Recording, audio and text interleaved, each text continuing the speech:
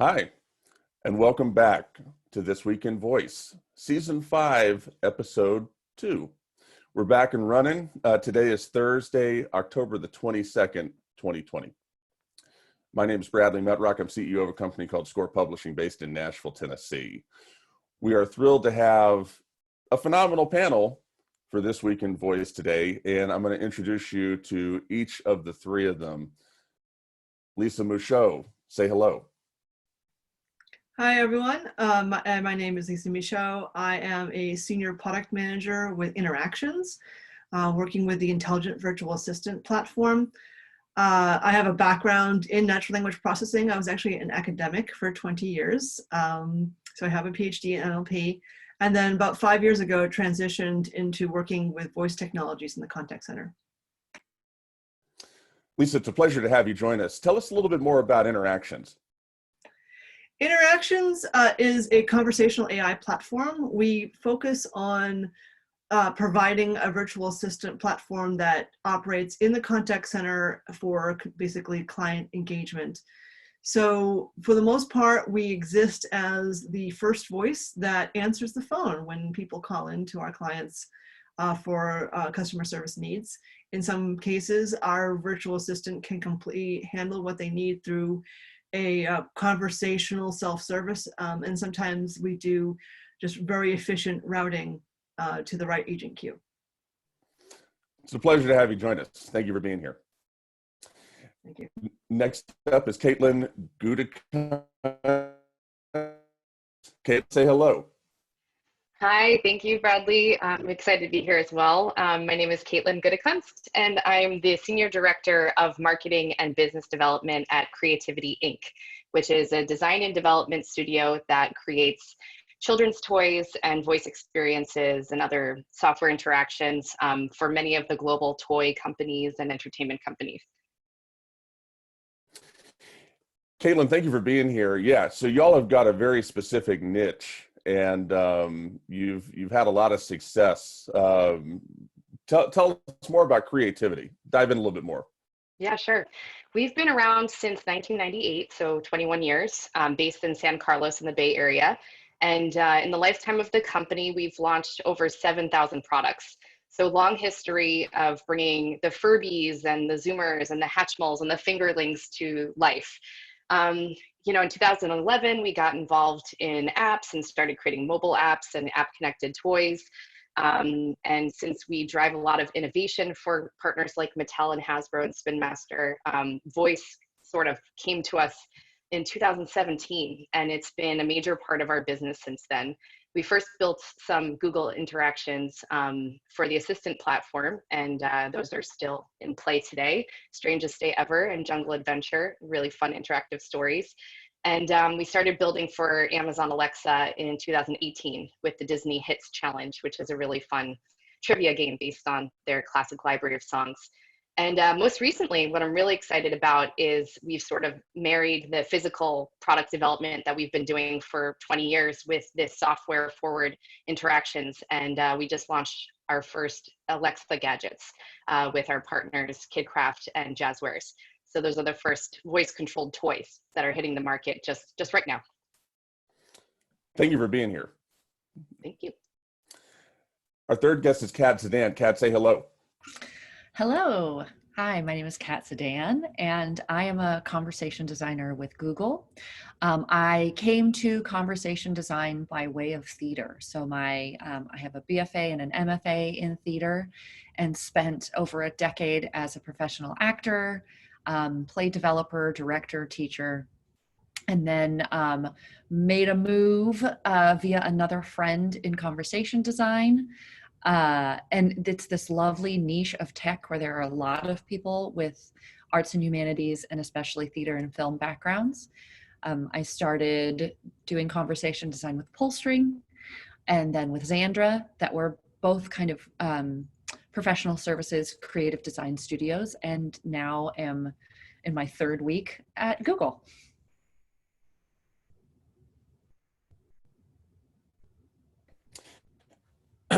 Excellent.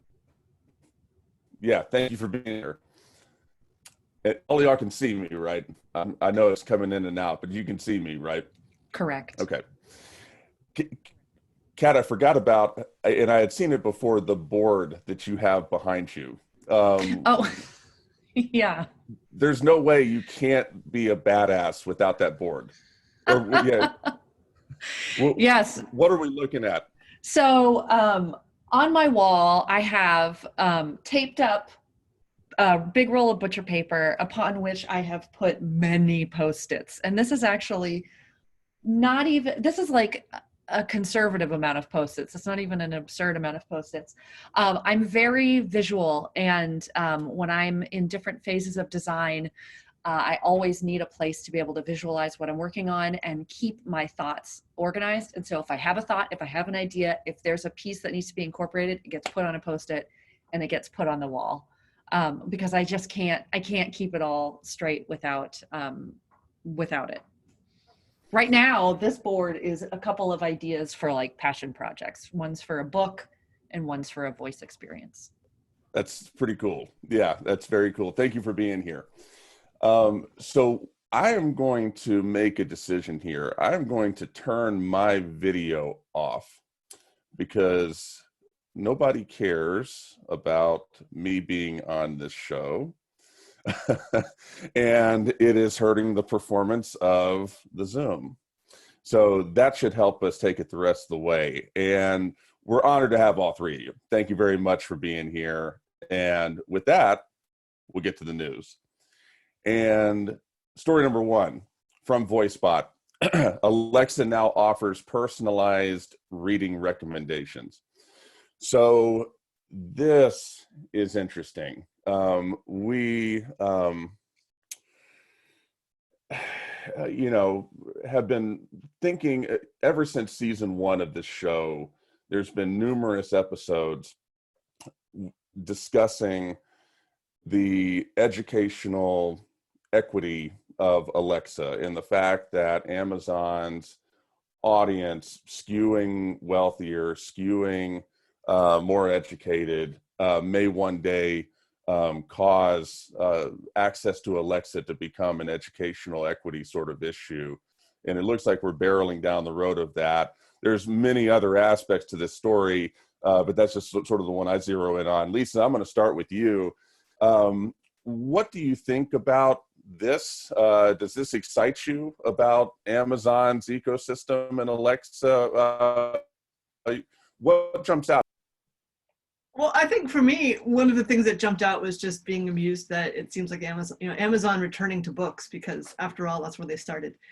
But the other thing was, I felt like it was interesting that it was being presented like a new idea when we're talking about something that, one of the earliest works in user personalization and user modeling way back, I want to say like late 70s, early 80s, was a library system that recommended books. And it basically recommended it by getting a little bit of information about the person and then placing them into a stereotype of a reader, and then recommending books that people who belong to that stereotype typically checked out. So this is it's not a new technology. It's an interesting way to deliver that technology, in that it's putting it in the home voice assistant, and perhaps being able to leverage so much more of their ecosystem, because they're pulling from an enormous amount of data about people's buying habits and their their browsing habits, and being able to place people within those profiles in order to make recommendations. So I just found it interesting as like old and new at the same time. Yeah, no, that is interesting. And Caitlin, I'm going to ask you the same question. This story's got a number of angles to it. What jumps out at you? What does it excite you? Does it not move the needle? Your thoughts? Yeah, I think my very first takeaway when I read it the first time was, yeah, they're going to sell more books. So to me, it just felt like an e-commerce play. The more personalized the selection, the more likely you are to say, oh, I need that. I need to buy that. Oh, my friend's been reading that. I want to keep up with them. So I think anytime you are recommending a selection that feels like it's catering to your interests, that you're going to encourage more purchases. So that was the first thing. But actually, where my mind went as I read it and finished through to the end was just how they're they're using reading and audio and sort of learning in a way to drive new innovation with Alexa. So the article actually ends talking about their new read-along feature, which they haven't said much about. That was just announced in the beginning of this month or the end of last month. And what it is essentially is a turn-by-turn reading so that kids can sort of practice reading and get some efficacy information about their reading through Alexa. And that's what we know about it now. So that to me was really interesting, and starting to have kids lean on Alexa as a future learning tool. I didn't mention this, but my background and what brought me out to the Bay Area from New York was working. So I have a long history working in preschool brands and specifically with a lot of educational content. And so my mind sort of lights up and says, oh, electronic learning aids and platforms. This is really interesting that an e-commerce giant and turned technology giant like Amazon wants to also have this educational leaning and get in front of kids in that way. Excellent. And Kat, I'm going to ask you the same question. Your thoughts on this piece? A lot of different moving parts. Are you encouraged by this? Does it not matter to you? What do you think? Well, let me tell you, I had a little journey with this. So I read the article. I thought, interesting. Let me try it out. Because the first thing I was wondering was what kind of personalization, I'm a Kindle user, so I'm assuming they're going to pull that data for the recommendation, which they did. But very quickly, so I thought, okay, that's interesting. But very quickly, I thought, this is a terrible voice application because a voice interaction is ephemeral. And so it's not telling me how to spell the title or the name of the author. And it gave me a few recommendations, and then I couldn't remember what the first one was. And so I said, what was the first book you recommended? And it just started the recommendation funnel all over again. It doesn't, this is a perfect example of probably shouldn't have been a voice interaction in the first place, but if it is going to be a voice interaction, please send me some sort of document. And I think it's a perfect example of putting the function and the, in my more cynical days, putting the commercial interests of the company, like selling more books, ahead of the user. Because I don't think if you talked to a handful of people and said, what are some problems that voice could really solve for you, that anyone would say, book recommendations. I just, every time I try to get one, I have my hands full. Like there are channels to get book recommendations, like on your Kindle, it'll recommend books, and I am far more likely to purchase it that way. So I think the whole premise is flawed, because I don't think this particular function, A, it's not new, B, it's not needed. I think what Caitlin was talking about at the end, with what the article led to, is the most interesting thing about the article. So I think they buried the lead on this one. Well, damn. Tell us how you really feel. No, that's great. That's excellent. So I guess I want to follow up on that and ask, it's impossible for Amazon to, pretty much do anything without being viewed with skepticism. It's just not possible. But I kind of view this as, I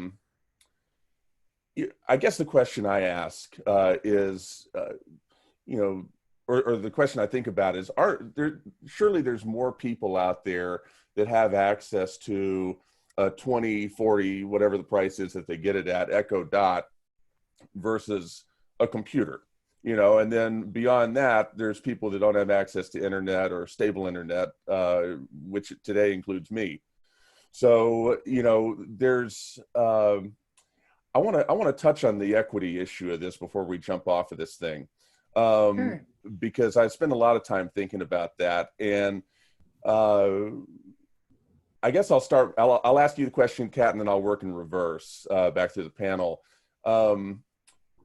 Do you view access to Amazon Alexa as an educational equity issue? In other words, do you think children that don't have access to Alexa are in any way disadvantaged relative to children that don't.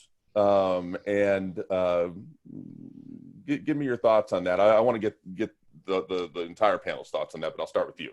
Sure. And I will say, even for someone in tech, I come with a healthy skepticism of tech. Also, for someone in tech, I'm not necessarily a futurist either. So that's where a lot of my spice stems from. But I think that's an interesting question. I don't see at this point, I mean, I think there are absolutely educational disadvantages, 100%. I don't think that having access to an Alexa is a statistically large enough contributor to that disadvantage. I don't see Alexa as having enough of a contribution to education to being a really big part of this question. And I think that, like when you first said an Alexa, you know, a little Alexa Echo is a relatively inexpensive product compared to, say, a computer. But I don't think that giving someone an Alexa that doesn't have a computer is a functional equivalent or will catch someone up at all in the same way. So I think I also think the conversation then needs to be different. If what Amazon is actually trying to do is level the playing field for education, that this kind of a skill on an Alexa device is not the answer, and that the resources could be diverted in another way. That comes back to, I don't think that is what Amazon's goals are with this project. I think if those were Amazon's goals, they would have taken on a different project. Excellent. Yeah, no, that's great. Caitlin, I'm going to ask you the same question. Is access to Alexa and Alexa devices currently an issue of educational equity, and is it moving in that direction in your mind?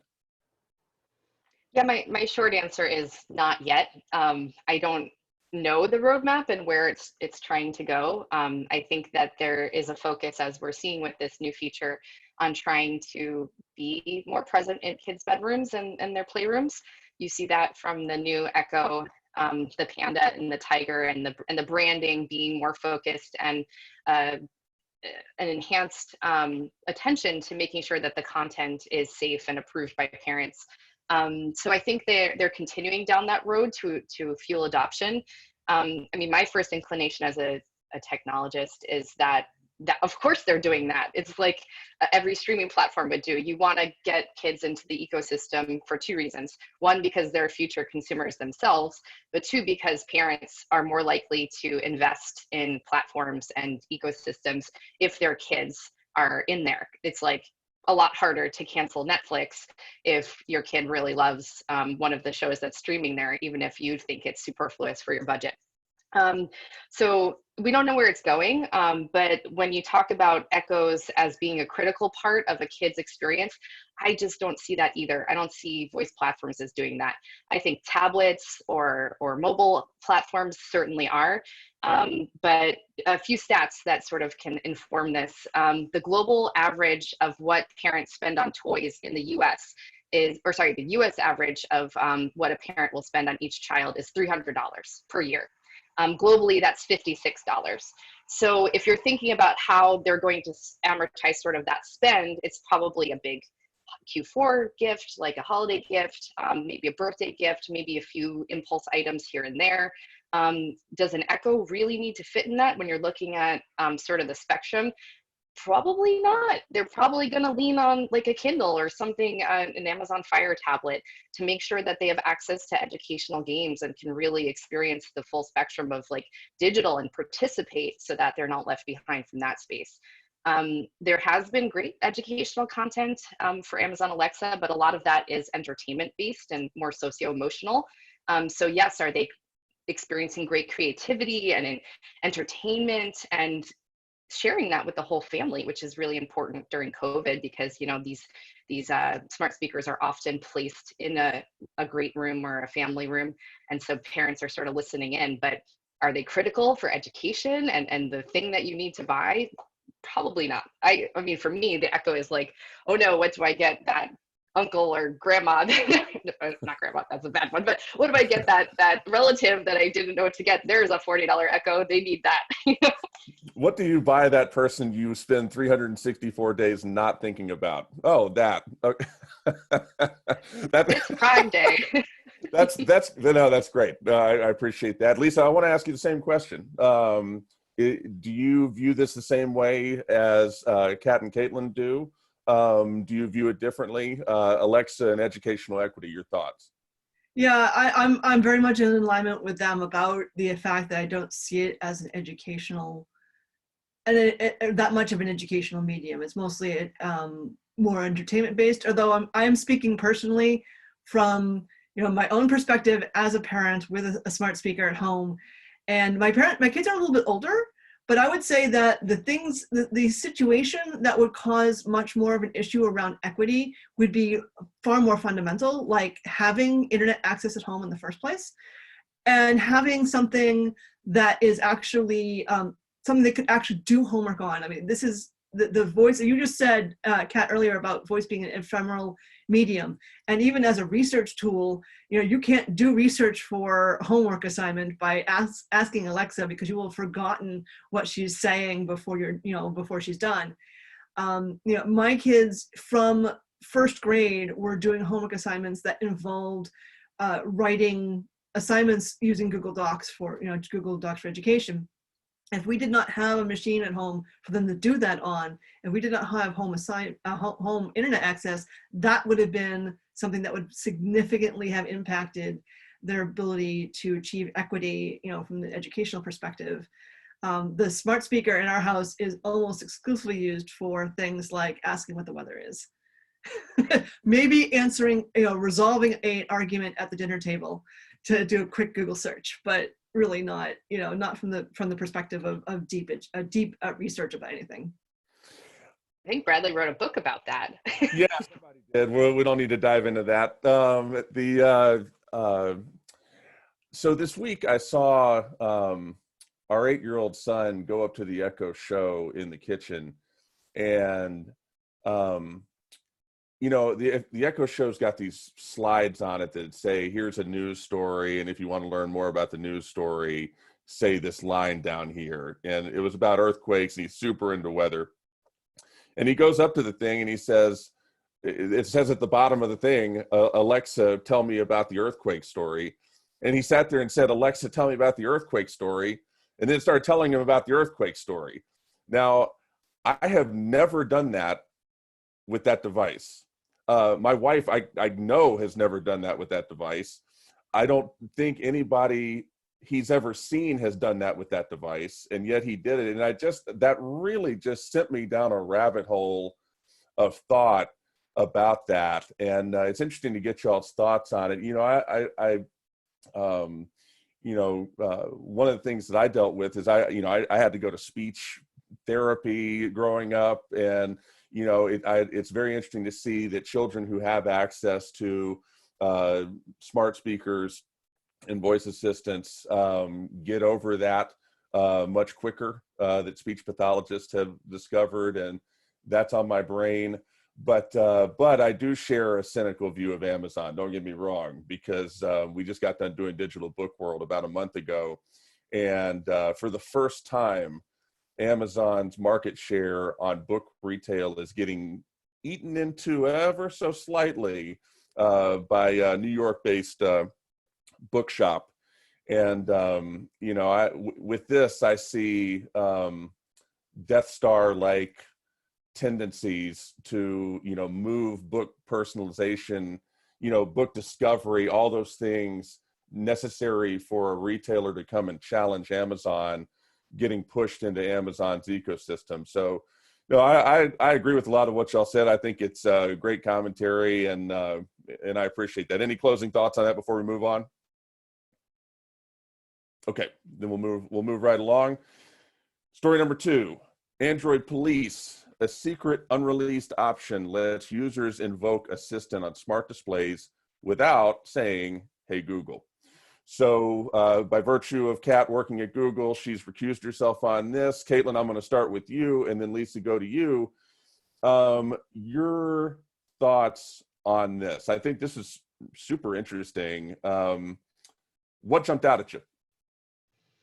Yeah, so I actually get really excited about gesture control. I sat in on a CTA panel just talking about what the future of the language might look like and how we even design it and how we approach it. And it's stuck with me for over 2 years. I'm really excited about how you could standardize that across technologies and how sort of nascent it is in some ways. How do you make sure that that everybody's doing the same thing and that it's intuitive to approach any device? So the first thing that jumped out at me was, oh, gesture control. Yeah, we really need that. Like a lot of times I am using my smart speakers because I don't want to pick up my phone or it's in a back pocket or my hands are dirty. So that was the first positive thing. And I think the second thing, I'm not, to be honest, I'm not like a huge worrywart about privacy. I have like every smart speaker in one spot in my office. And besides that, I work right next to the street and there's people walking up and down listening to every conversation I have. So I think that I'm not that important and I don't get too worried about it. Granted, I don't have children, so not coming at this as a parent and thinking about like how this is going to affect the minorities and people who can't take care of their own profile long into the future.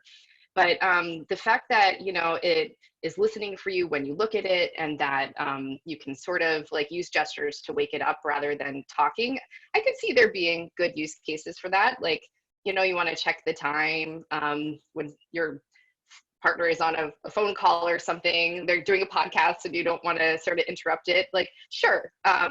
Is it really necessary? Does that trump all the privacy concerns that I hear from consumers, especially parents? Probably not. So I would be surprised if this hits the roadmap this year for sure, when everybody's at home spending a lot of time with their smart devices. But long into the future, when there's a really intuitive way and it feels more safe to wake these up with other means besides a wake word, sure. I think that's great. I just, I saw this when I was working at Leapfrog with the privacy controls that we had on our devices, which were all a closed ecosystem. I just wonder, like, everybody says they're worried, but only like a small percentage of parents actually use the parental controls. And like, do customers really understand how their privacy and their data is being used for these smart devices? I'm not sure. I mean, I'm educated and sometimes I still have to go back and look things up. So I don't know. Yeah, no, that's well taken. And Lisa, I want to ask you the same question. So interesting thing going on in this piece. A lot of potential ways to pick that prism up and spin it. What are your thoughts when you looked at that? Yeah, so well, my first response was heck no. So I mean, I wouldn't say that I'm a real fanatic about privacy, but I'm also very cognizant of privacy. And I made a very conscious choice that our device is in one place. There's no device in anyone's bedrooms. And I do have it locked down in terms of wake words. And I'd really rather, as much as it frustrates me sometimes that I often have some issues getting the wake word to work. My voice for some reason isn't as well recognized as other people in the house. So I'll be standing right next to it and say, hey Google, a few times. But at the same time, I do really want to be in a situation where the only time my speech is being sent out away from, and is not being handled locally on the device is after I have explicitly invoked it. Would I care about it knowing where I am in the room? Yeah, I mean, some of the things in that article talked about making the display larger if you're farther away. I thought, well, that would be cool. I mean, right now, I don't try to read the display from a long ways away because I have really bad vision. But if it could say, hey, she's across the room, I'll make that really big. That's cool. I would love the volume to change depending on where I am. If I'm right next to it, it can turn it down a bit. If I'm across the room, it could actually bring it up because there are times when I can't hear it, when I've actually have successfully invoked it and I asked a query and then I don't hear the response at all because it's just not loud enough. So I think that having some sensitivity to the location of somebody in the room is a great thing. I do not like the idea of making the invocation be something that's less explicit. I really want to give my explicit permission at this point is when you can start sending my data out away from here. Excellent. Yeah. So that's great perspective from both y'all. I appreciate you sharing it, and complete agreement that this in the house. I would just say I don't know if we're ready for that. Especially, you know, I don't think my wife would go for that being or it's something in here. You know that it's, you know, there's trepidation. But what came to mind when I was reading that is, you know, right when I started Score Publishing back in 2014, we actually did some content creation work for some museums, and we did some work. Some of it involved beacons, you know, beacon technology, which is super interesting, and some proximity related stuff. And when I read this, I thought of that.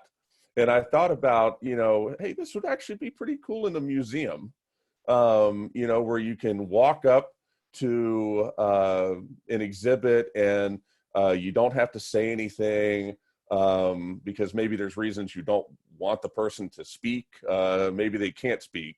It just detects that you walked up and starts giving you some information about the exhibit, or hey, you're in the wrong place, turn back around, walk down the hall, or whatever it is that it's telling you. So that's what came to mind. I thought that was, you know, I can see some promise there, but I share the trepidation on the home front with it. Any closing thoughts on that? Yeah, the other use case that comes up to me is like browsing at retail, or of course during COVID, not wanting to touch things. So I have another memory that sticks out to me is I was doing some store checks in a toy aisle, and there were all these baby alives, and they were all motion sensing. And as I walked down the aisle, they all lit off and started giggling, and it was surprising and scary. But it'd be great if, you know, I was at a grocery store and it sensed me walking by and told me, like, the shelf started talking. I mean, I like retail and I like go there for fun to see how people are marketing. So I'm weird, but maybe other people will be like, please don't interrupt me in that way. But I could see this having a lot of applications if it were in a public space for sure. I hadn't even thought about retail. Yeah, retail would make a lot of sense. You know, like shopping for something for my wife and walk in there and it just intelligently knows if I'm standing in front of this for some amount of time, I don't have a clue about anything, so it needs to start telling me some information. That'd be nice. Yeah, that's interesting. So, you know, I guess we'll leave the book on that with there's use cases where that may not offend people. We will move on to story number 3. And I want to get the name of this right. This is from MIT Technology Review. The true dangers of AI are closer than we think. And this is pretty heavy. It's a really interesting article. We're going to link to it on the page for the show. Kat, I'm going to start with you, and then Lisa, go to you, and then Caitlin for this. There's a lot to this, a lot going on here. I'd love to hear your thoughts.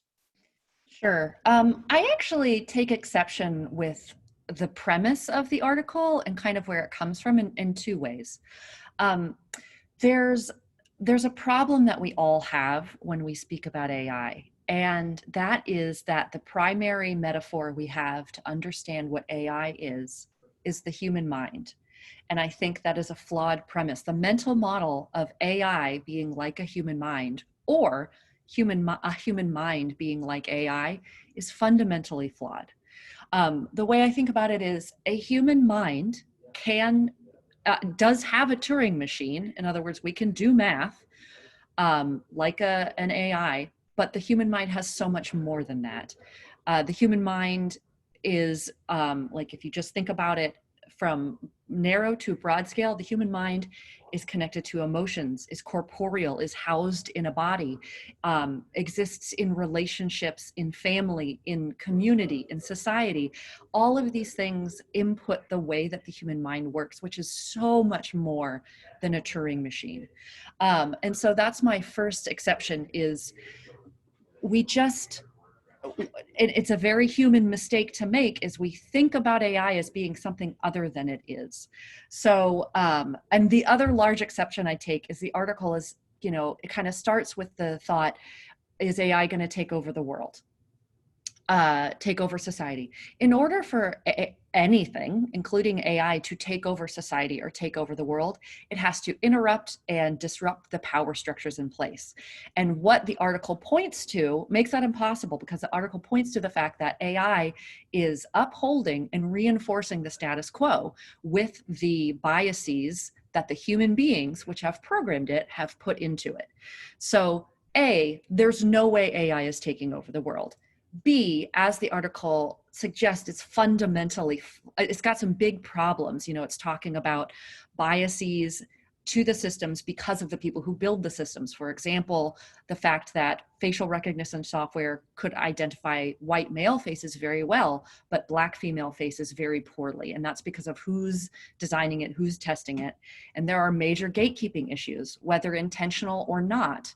Getting people into the rooms who are designing, testing, overseeing these systems is a problem. But again, I think that there's I just think the way we think of AI is wrong in a lot of ways. I like to just remind myself that AI is a tool, and I like to compare it to any other tool to kind of put it in perspective. So think about AI and machine learning like a pair of rollerblades. I, a human being, put on a pair of rollerblades and I can do incredible things that I cannot do without those rollerblades. But when I take those rollerblades off, they're not going to go take over the world. Also, they're not doing what I'm doing. So again, I appreciated a lot of the practical problems that the article raised about who's building the systems, who is overseeing the systems. But I take exception with the way the author was handling the topic. And I think that if we want to, in terms of oversight and really changing these systems to not uphold the status quo, we're going to have to change the way, fundamentally, take them away from the rich people and use the state to distribute them to everyone so that everyone has oversight and access. Without that, I don't think we're going to see major change. Excellent. Yeah, no, that's great. Lisa, I want to get your thoughts as well. A lot of moving parts to the piece. What'd you think? Well, like Kat, I felt that the clickbait headline was very interesting to me. It brought me back. Like I said, I had 20 years as an academic before going into industry, and one of the classes I used to teach on AI was called Evil Robots and Helpful Droids. And one of the things we did was we analyzed and looked at how AI has been portrayed over the decades, and this obsession that we have as a culture that there's this upcoming AI revolution that's going to take over the world. But I did feel, for me, that the article shifted really quickly to, the danger isn't that they're going to, we're going to head for a Terminator real soon. It's this perpetuation of bias. And this is something that is a really, really large topic of conversation in the AI and NLP communities right now. Because, when we first started moving towards machine learning as an approach to AI, the idea was to move away from the problems of rule-based AI. So top-down AI, where they were trying to explicitly take the things that we use to judge and make decisions and make choices and explicitly encode that so that the AI could then make decisions in the same way.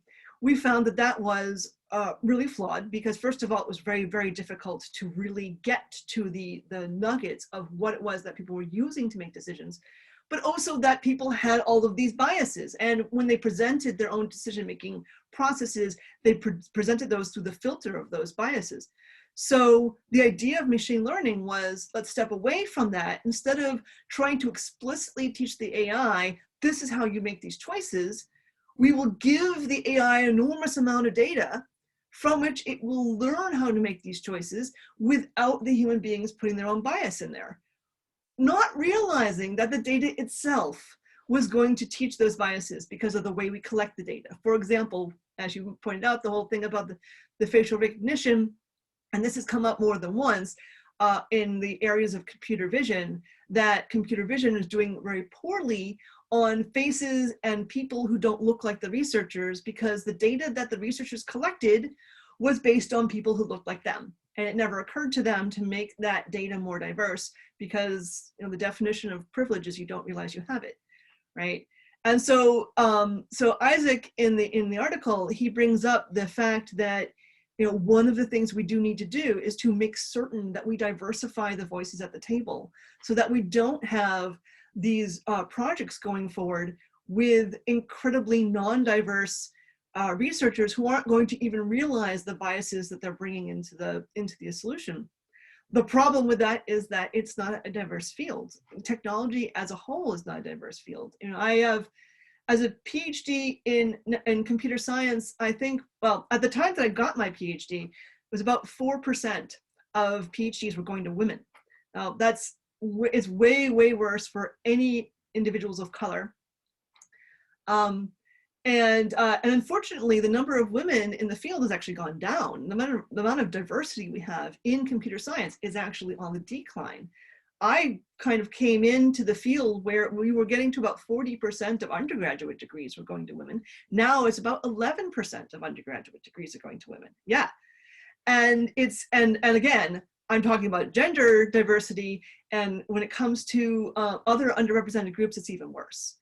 So, how do we make certain that we bring people who are cognizant of the need to look out for where those inequalities are showing up, and the cognizant of where the biases might be, the people who are sensitive to that, how do we even bring them to the table when they're not in the pipeline? There's been, this conversation is not a new one, but there are a lot of groups really paying attention to that right now. Like within my field of specialty in natural language processing, there's a research workshop called Widening NLP, and the whole point of that is to bring NLP research to a place where it is policing itself for these kinds of issues, because it's happened in language as well, where we have translation software, or we have other NLP software that is associating certain careers, for example, with male pronouns and certain careers with female pronouns, or picking up unintentionally some very inflammatory, negative epithets to use for people of color. So trying to bring the research to a place where it is going to make certain that consciousness is there. But then we also, from an educational perspective, have to find a way to make the pipeline more friendly to a diverse audience. And I'm speaking as an ex-computer science educator. We tend to approach computer science as, if you like solving puzzles for the sake of solving puzzles, this is the field for you. But there are other people who could be bringing so much to the field, who want to do things to save the world or to make the world better.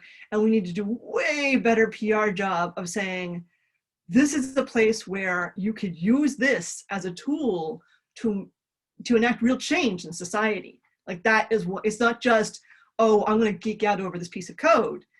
This is a avenue through which you can do the following things. And I think we in the voice community do a good job of attracting a more diverse audience, because we pull from such a many more different avenues into the field, right? We have people in theater background. I actually started out as an English literature major myself. So, it's, we recognize how many different backgrounds contribute to this particular kind of technology. We need to have that spread out and basically say, like, everybody needs to have a voice in this. No pun intended. Yeah, that's wow. Yeah, no, that's excellent.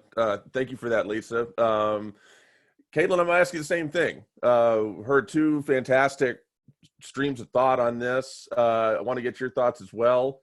What do you think when you looked at the piece? Yeah, I love what both Kat and Lisa contributed to this, two different approaches to the same issue, but talking about the data and the fact that, this isn't a human platform, that humans are still sort of manipulating it and the future of it. Looking at the article itself, and the last question that was posed to the main subject was, what do you dream about with the future of AI? And it's a very hopeful way to end this article. And the author said that it could be a great equalizer. And so I'm bringing this full circle to your question from the first article, which was this idea of equalization. And I think that, you know, if we're really focusing on the data and also how what story we tell, that humans are inherently subjective. How are we analyzing that data? You can use it to tell so many different stories. Are we really being as objective as possible with what we pull from that? Yeah, there's great things that AI can drive, and then AI being, you know, conversational tools as well as facial recognition and all the other types of manifestations of you know, what machine learning is contributing. Is it the great equalizer right now? Probably not. Like, again, access is an issue. It's maybe not as meaningful as it could be for people's lives and a part of their lives in a way that would really enhance the standard of living in a way that's, you know, not just a convenience factor. But I always look at voice as having sort of two main purposes. The first, which a lot of people, my clients come to me about, is as a channel, as a marketing channel. So for that, like, of course, you think like commercialization and consumers, and that's like a have sort of bucket. But the other one is an interaction modality. And so being able to, you know, converse with something. The kids and the subjects that we design for are young children, so they might not be able to read. We've also built an interaction for Uno Braille, their latest Uno game that was built for people with visual impairments. And so it was a tutorial for people who were learning how to play that game and have an AI game master for Amazon Alexa and for Google. And so, yeah, there's great ways that this AI can afford new accessibility for people who might not otherwise be able to interact with technology in the same way. So can it improve those standards of living? Like right now, absolutely yes. There's a way that it can sort of enhance their lives, you know? There's a couple articles that also, or news subjects that have come out recently about AI as being problematic in the times of COVID. The first one was looking at people's applications and how some of them were thrown out because the AI was flawed. And so that prevented students from getting into their universities of choice. Yeah, that's a problem. There's a proposition on the ballot here in San Francisco about affirmative action and, you know, giving people access. That's a social issue that AI is sort of like being designed to deal with. So yeah, that's going to be there whether AI is part of it or not. They also mentioned employment. I know that there are platforms that are already screening people out of things, and that those could possibly disparage different minority groups who might otherwise be great candidates, and who, like, both sides lose in that situation, the applicant as well as the person who might otherwise have a great candidate. So there's definitely pros and cons on both sides, however you look at it. I think that as long as we're sort of protecting this idea of public privacy and not using this to police people or to, you know, set them apart, like, there are great ways that you can leverage AI for the social good. And is it the great equalizer? Again, maybe not yet, but could it be a tool to help provide access and, you know, reduce some inaccessibilities that exist now? I really hope so.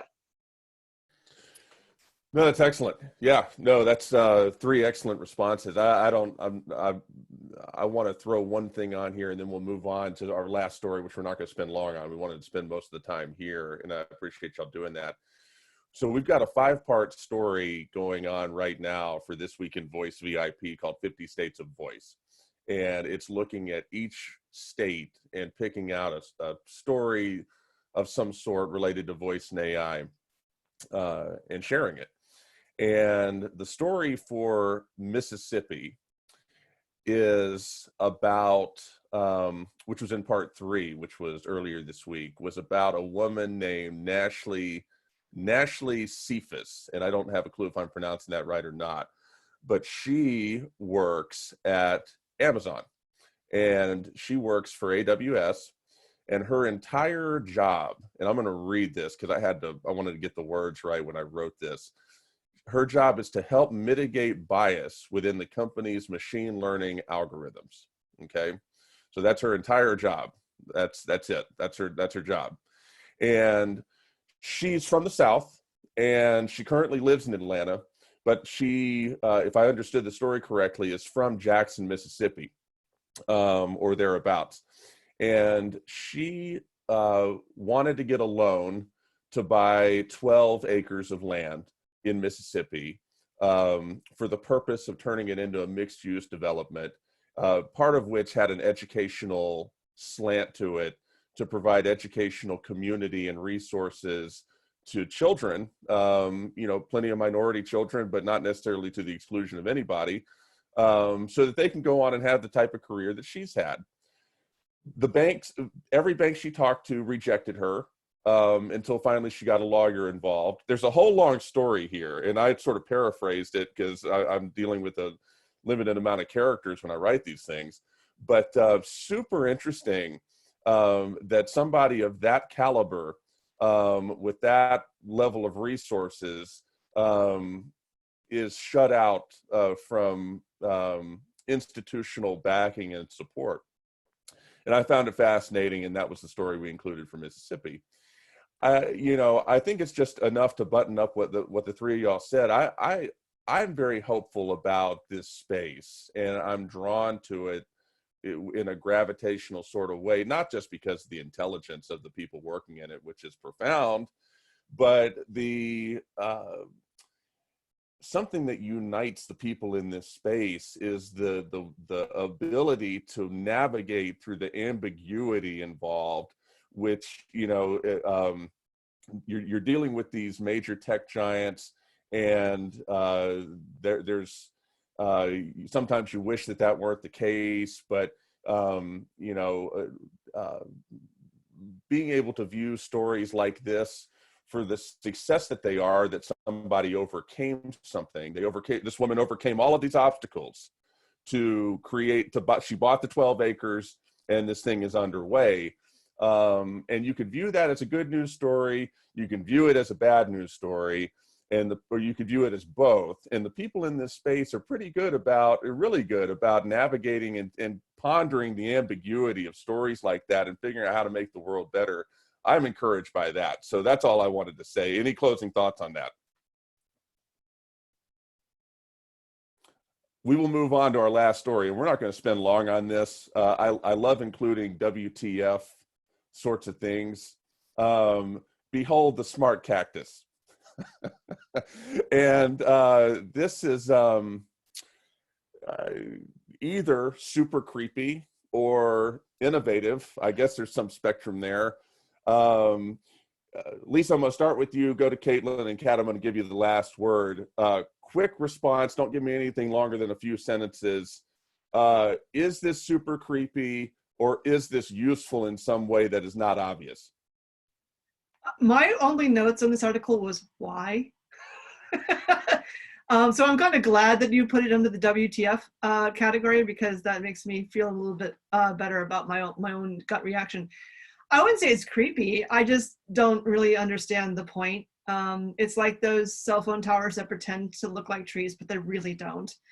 Call a spade a spade. It's a speaker. Why does it need to try to look like a cactus and fail? It's a good question. Caitlin, your thoughts? Yeah, I'm going to throw another 3-letter W word in there, which was who? Like, why do we care?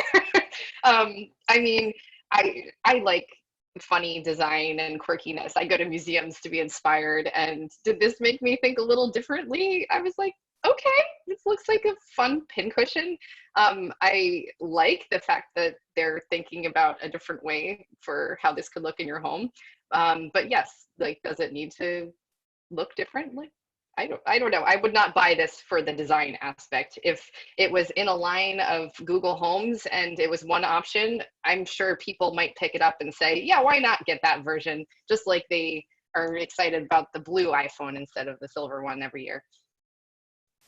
Excellent. And Kat, your thoughts? Yeah, I mean, I thought it fit right into, right now during shelter in place, so many people have been getting more and more plants. I thought the only thing missing from the design is that it's not millennial pink.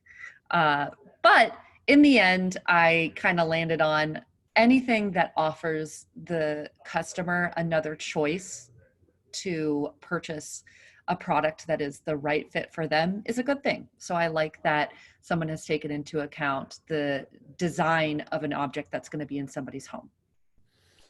Interesting. Yeah, so this is excellent. So I'm going to attempt to turn my camera on back for the end of this. Thanks to all three of y'all for being part of This Week in Voice. You're all awesome, phenomenal points of view and just deep experience, and we appreciate you taking the time to share it. Lisa, Caitlin, Kat, thank you very much for being on This Week in Voice. It was a Thank pleasure. you. Yeah, Thanks thank for you. having us. Nice sharing the stage with these ladies too. Yeah, it's great. For This Week in Voice, Season 5, Episode 2. Thank you for watching if you're watching on YouTube. Thanks for listening if you're listening on your podcast provider of choice. Until next time.